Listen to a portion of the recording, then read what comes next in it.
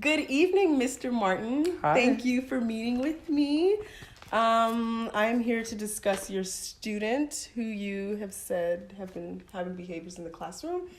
So who's the child that you have? So Josh is a third grade student in my class. He is 9 years old. He has been with us since kindergarten. He's made some progress with behavior, but we are starting to notice some of the patterns starting to pick up and regress again. And what are the behaviors that concerns you of Josh? Josh? Yes, Josh. So with Josh, he is very bright academically, but however, during whole class instruction is when we start to see a lot of the behaviors actually happening. He tends to call out one of his famous phrases that he loves to say is John Cena. So that he does not like to keep his hands to himself, so we do have to redirect him often to keep his hands from touching other students. And then also he does like to hit his stomach and make loud noises in the middle of class to distract others as well. Okay. So what type of noises does he make? Are they loud? Are they like... Some of them are subtle noises, like he'll just be like, swoosh, or like he'll come up behind some of the kids and say like boo, or he'll like say like animal noises sometimes in the middle of class. But it's very random, so it just depends on his mood and kind of what's going on that day. And when he doesn't keep his hands to himself, is he like hitting students, or is it like a rub or open hand, closed fist? It's never physically like violent and abusive towards other students. Sometimes he does just kind of like go by the desk and caress like the back of their chair, or he'll kind of just like touch his hand across their table just to kind of like distract them and mess with them. So that's kind of what he does. And the behavior occurs where exactly? So predominantly in the classroom, especially during whole class instruction. As I mentioned, he is very bright academically. So he does kind of have a tendency to get distracted very easily and kind of check out. So it is predominantly in the classroom.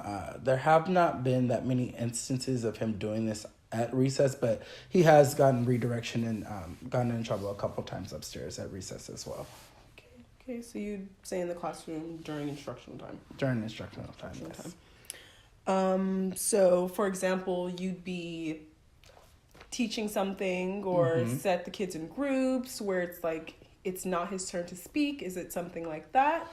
It is. He is patient sometimes, but he does like to talk over others. But especially like if I'm up teaching, especially he'll like to call out or he'll make noises and remark after like certain comments. So that is predominantly when it happens. Okay. And then what occurs right before the behavior? So normally right before it is very sporadic. So normally it will be when we are teaching, we'll prompt him and just say like, hey Josh, like let's stop calling out and give a verbal warning. And then after that, sometimes it will cease, and then other times it'll kind of progress and get worse. So you'd be teaching and then it's just out of nowhere. Yeah, it's just. So you'd say that the antecedent would be you teaching. You saying something? Sometimes that is the trigger, but again, I think sometimes he does get bored very easily. So I would say that that's probably more of like the trigger. And so when he gets bored, he doesn't know what to do with that restless energy sometimes. But that's how he chooses to expel that energy. So. Okay. So it kind of sounds like he does a lot of it for attention. Yeah, I will say that sometimes I think it is for attention. So if it's like instructional time and no one's paying attention to him, or you say he's bored, then he'll start like acting out, because obviously then everyone will look at him and then he'll get your attention, which he obviously wants. Okay. And what time of the day? Would you say it's during math or English or... He does enjoy math, so it is not so much during math, but especially during reading. So if we're teaching a reading lesson, then definitely it is more occurring more frequently during that time. He does prefer to read independently and work independently. So especially during reading, that is kind of more of when that behavior happens. So like ELA. ELA, yes. And is there any specific students that he does this for? Like, is it kind of like a class clown kind of thing because there's certain students around? Is he like showing off for his friends, or is it just like he's idle, he's bored? I think it's more of like a class clown situation. Wants to get the attention from the mass of people. No, I've noticed though when we do start to kind of wrap up and transition to the next like subject, or whether it be recess or whatever, with certain students in class, he does kind of choose to gravitate towards them, and kind of like go and touch them or like do things like that. Do they react to him? Some students have reacted. Most of the times they'll come and let me know, hey, Josh came and touched me, or he'll like do whatever. It's never an inappropriate touch, but sometimes he'll just come and he'll like touch their arm or like stuff like that, just to kind of, because he knows they're probably going to come and like tell me what's going on. There has been a situation where it has been a little bit more serious with another student, and it's kind of been a pattern with that student. But other than that, it's mostly just like kind of just go. So would you say that he taunts that student the most because he knows he'll get a reaction out of him? I think that's possibly true. Like maybe just to get the reaction out of that student. The other student is a little bit more sensitive, so I think sometimes that does kind of happen. But he is very aware of what he's doing. So sometimes if he says, like, he'll admit, like, yeah, I did touch this student, and say, like, okay. And so I'll ask him to apologize, and he'll apologize to him. But for Josh, sometimes he's like, well, it's not that big of a deal for him, but I have to constantly remind him. I'm like, well, it may not be a big deal to you, but for somebody else, it may be a big deal. Right. Okay, so what happens after the behavior occurs? So in my classroom, in school-wide, we actually use a system called Class Dojo. So Class Dojo actually allows the parents to receive in-the-moment feedback and the students to receive feedback based off of their behavior. So we use a system that uses merits for things that they do well and positive interactions, and then also demerits, which would be for bad behaviors. So normally it'll start off with a warning and say, like, Josh, would you please stop? And then if it doesn't stop, then that'll be a -1 demerit. And then after that, if it still continues or it gets worse, then we move to a -3, which would essentially be a loss of points, basically. Okay, so to summarize the antecedent, the behavior, and the consequence. So the antecedent, what he does before the behavior would be you'd be teaching or you'd be in a group setting and he wouldn't be getting attention or he'd be bored. Mm-hmm. And then he'll make noises or touch someone or interrupt the discussion. And for your consequence, he loses. For his consequence, Josh loses dojo points? Dojo points, yes. Okay. Yeah, definitely sounds like attention. How often does the behavior occur? It is a daily occurrence. I can tell from the time he walks in. Sometimes he'll walk in and he's very calm and mellow, and I know that that's kind of going to be a better day. And we'll have less interruptions during that day. But sometimes if he comes in the morning, like very talkative or kind of walking around the classroom, very restless, then that's when those behaviors are a lot more frequent. I will say, like, especially coming back from the weekend, so Mondays are a little bit rougher, and then towards the end of the week, like Friday, closer to Fridays, especially at the end of the day is when he kind of starts to unravel a little bit more.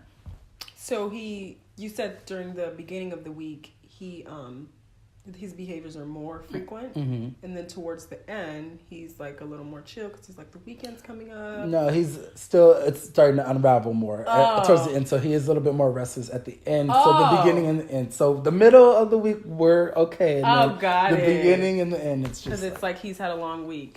Okay, makes sense. And do you know how long each behavior occurs? Like if he makes noises, or how long does he do that for? It can be as short as a minute. It honestly just depends on how he responds to the demerit. So sometimes he takes it very seriously because mom is very active, as I mentioned on Class Dojo. And he is aware that she is going to take, and he's going to lose those privileges at home. So it honestly just depends on how he responds to it. And then other times it'll be very sarcastic remarks like, okay, well, I'm losing a point. Oh, I'm going to lose this. And he just doesn't care. So, and then it will continue. So it just depends. Okay.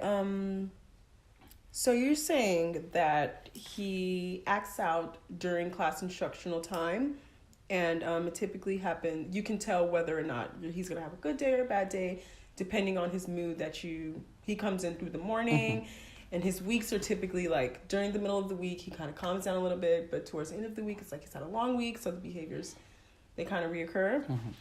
That's right. Yeah. Okay. So what would you like from Josh specifically in regards to academics and how he acts during group instructional time? Ideally, I would like to increase his time spent on task, especially in a 30-minute block. I would say the time spent would be about half, so only about 15 minutes of actually focus, writing down everything and staying engaged with the lesson. So I would like to hopefully increase that time and then reduce the amount of times that he's interrupting and calling out. So that's ideally. Okay. So just increase the time spent on academic work and less time spent being disruptive. What is Josh good at? What does he do good in the classroom? He is very high academically in math, so he does excel in math, and then independent reading, challenging him and giving him comprehension based questions and things like that.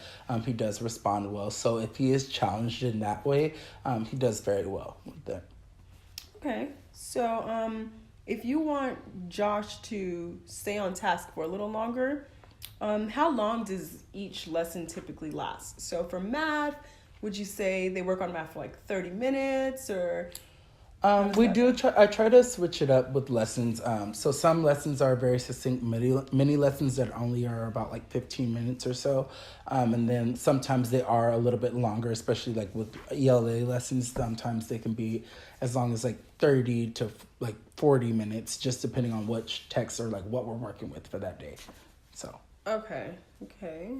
So, you want him to stay on task for would you say that he needs more breaks?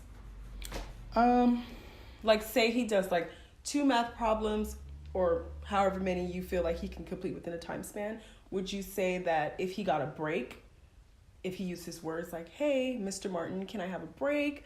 Then he gets back to the other problems. Would you think that would help him? Yes, but I do caution giving him breaks because I've given him breaks before and he doesn't know how to bring it back after that break. So he'll take a break and yes, he'll calm down, but then he won't come back and be refocused. It'll still be okay, well, I'm just done and I don't care. So I do caution giving him breaks at times. Okay, so the main problem would be Charles being disruptive, making noises and...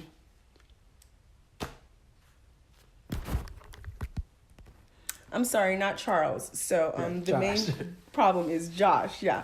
So the main problem is that Josh is constantly making noises. He's touching students. He makes John Cena, you can't see me phrases. And he hits his stomach and he does this randomly throughout the day. You're not exactly sure how many times and you can typically tell when he walks in. Is that right? That's correct. Okay. So maybe we should start collecting some data on him. I think you should definitely take tallies. Would you be able to do that? Take tallies on how often the behavior occurs? Yeah, sure. So, I would love to know how long, but I know you can't necessarily do that because you have a million other students. But if you can keep tallies of how long how many times he makes noises, or John Cena can even have his own tally section because that's a separate kind of vocal behavior. And then how many times he distracts specific students and how many times he touches other students. Sure. Do tallies? Okay. That would be awesome. So we can that'll be frequency data. After we do the frequency data, if there's any way we can incorporate duration, that would be great because then we would know how long it occurs compared to, the other students. So you're okay with taking frequency? That's frequency. Yeah. Do you want to jot it down on a paper, or do you want to do a corner on the chalkboard so he can see it? What do you think would be better for him? I can go ahead and jot it down, and then also share with him I do try to share with him his dojo points throughout the day, just because I do input that data in as well. So that's kind of a way for him to see how many points he has and then why he's losing his points right there. So that is another way that we could. So you like for him to see how his progression and his own the consequences of his own behavior. Okay, yeah, that's good too. So to sum things up, we are going to do frequency data on Josh's behavior for John Cena, the noises, the distracting of the other students, and the stomach hitting, correct? And we're going to tally those on a separate sheet of paper. And how often would you like to show him? I can show him like throughout the day. I mean, okay. Just after it happens, we'll just like kind of check in and just be like, here, this is how many times you've done this so far. Definitely at the end of each day. So you would like to incorporate showing him? Yeah. Okay. So we can also do that as well. Okay. And is it okay if we begin collecting data on this Monday on the 12th, so we can start a brand new week? Yeah, we can do that. Okay, great. And when can you meet again to discuss the data? Is it okay if we meet again in like a week, maybe the following Monday or anytime next week?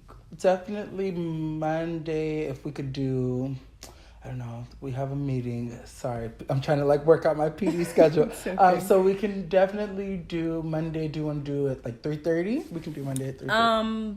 How's 4? 4 is perfect. 4? Okay. Well, thank you so much for doing this. I really appreciate it, and I hope that we can help Josh. Sure. Thank you. Good evening, Mr. Martin. Thank you for meeting with me again. Of course. I would like to discuss the data you collected on Josh's behavior in the classroom for the past week. Is it okay if we take a look at the data? Sure. Okay, so it looks like Josh's behavior occurs the most on Mondays and Fridays. As you said, they kind of occur a lot in the beginning of the week and they increase again. Yeah, okay. So looks like he made a lot of noises and he said a lot of John Cena phrases in the classroom 8 times on Monday, 5 times on Tuesday, 3 on Wednesday,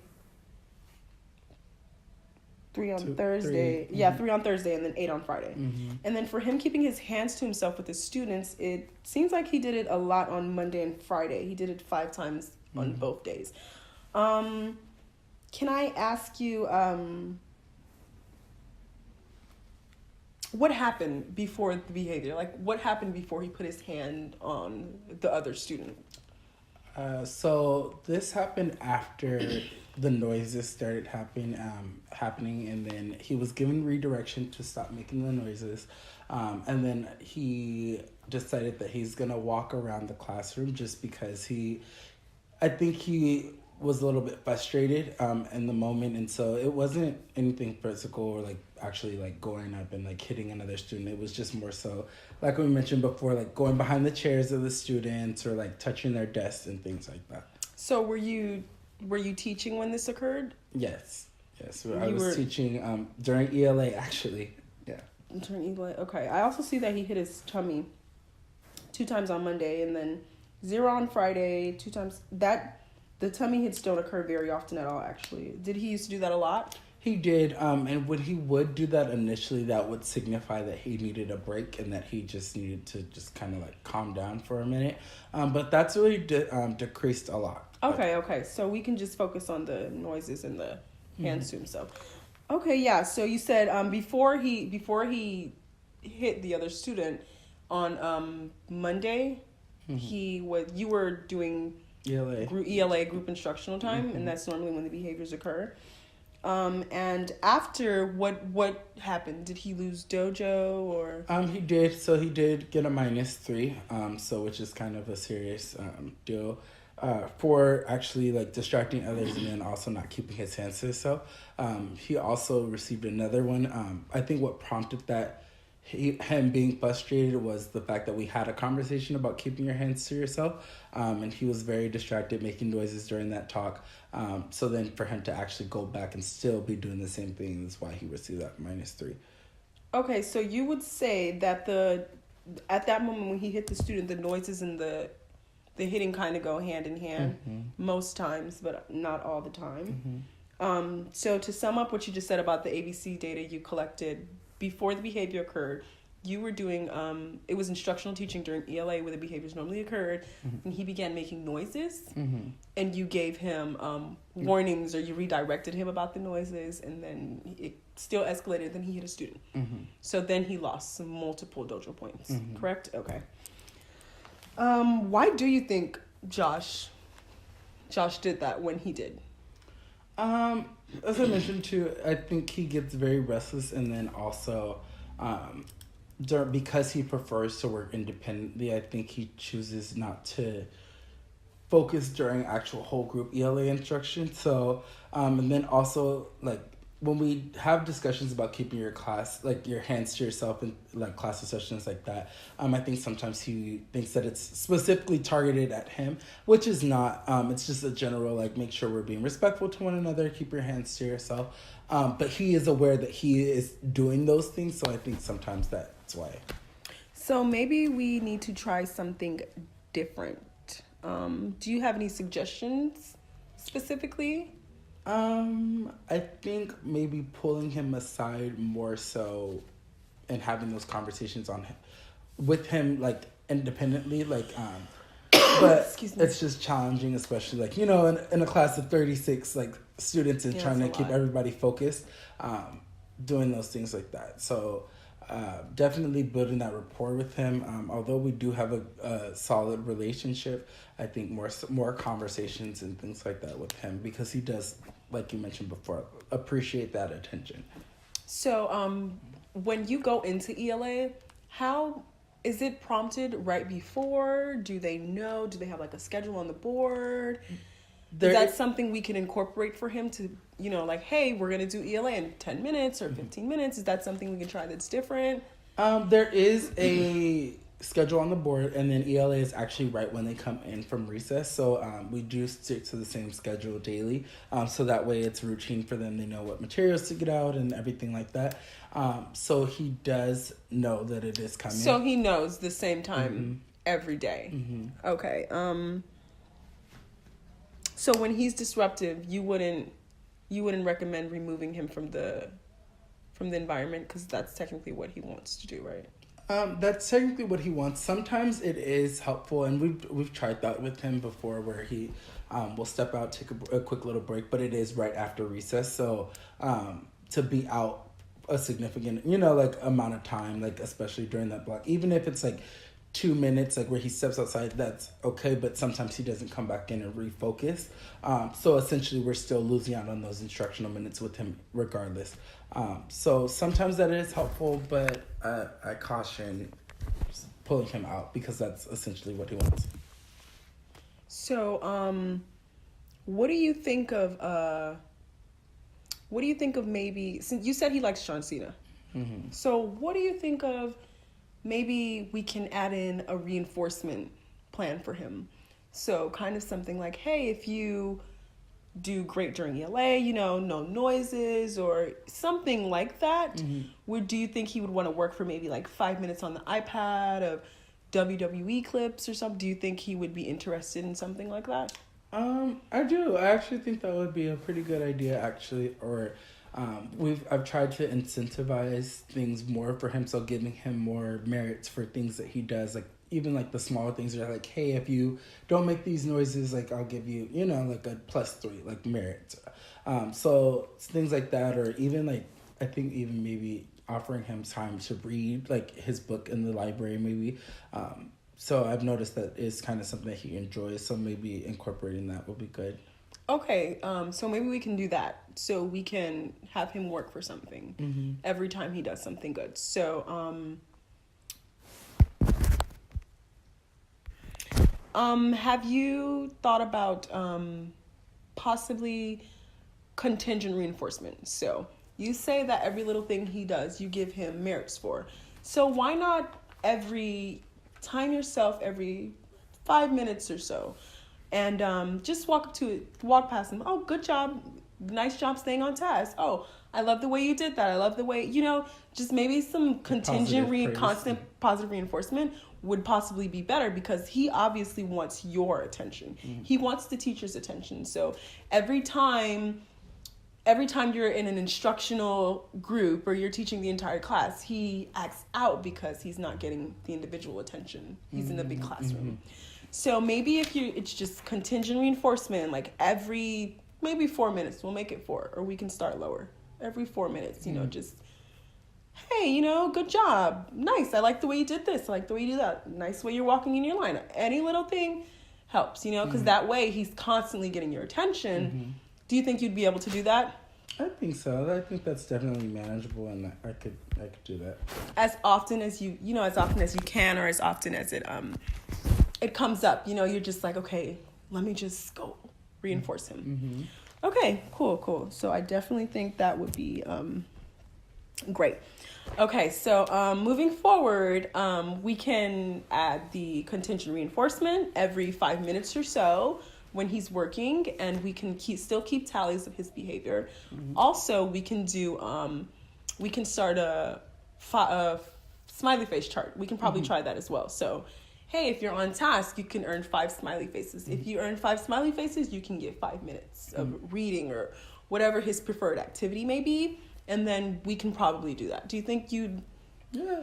No, and I really appreciate this, suggestions and things that definitely I'm willing to try, and hopefully, like we said, increase his time on task and decrease some of those behaviors. Yeah, because if he had something to work for, or, something, then maybe the behaviors would increase, because it definitely sounds like escape and attention, that he's possibly trying to escape the work and just get your attention. Mm-hmm. So if we can keep him on task by constantly giving him the positive reinforcement that he's seeking, then maybe he'll be able to stay on task longer. Mm-hmm. That way he can earn smiley faces, his tokens, and then exchange them for a bigger reinforcement, which would then be the 5 minutes on the tablet. Does that sound... Yeah, that sounds great. Sounds good. Okay, so frequency data, and then we'll just move on from there, and then the reinforcement and the smiley faces. Mm-hmm. Nice. Okay, so when can you meet again to discuss the data, the future data we're about to collect? I think this time I want to try to track the data over a longer period. So maybe let's try 2 weeks. 2 weeks would be great. Okay, that would be great. And can you start taking it a Monday again? Would that work? Yeah. That would be great. Okay, so we can start taking data this Monday, and then just continue. If you want to go for 2 weeks, that'd be great. You're more than welcome to contact me if you want to meet sooner. If you have any other suggestions you'd like to add, or if the data is not working for you, we can probably try something else. Sure. Is that okay? Okay, so we'll meet 2 weeks from today. Yes. Around perfect. We can just same time. Yeah, okay. Time. Okay, thank you so much, Mr. Martin. I really appreciate it. Of course.